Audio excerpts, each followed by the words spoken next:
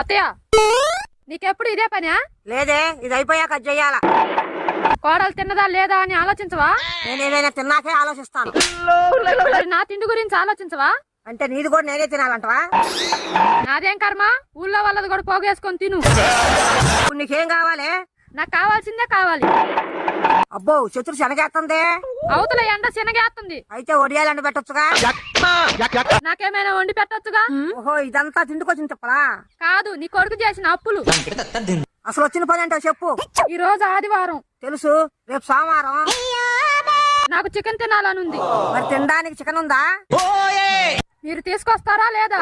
తీసుకురాపోతే నీ కడిపే ఎండుద్ది. నీకు తీసుకురాపోతే నాకెందుకు ఎండుద్ది? నీకని తెచ్చుకుంది నేను తినేసా కాబట్టి. మరి మళ్ళీ దమ్మంటావు ఎందుకే? అది చాలకనే మళ్ళీ దమ్మన్నా.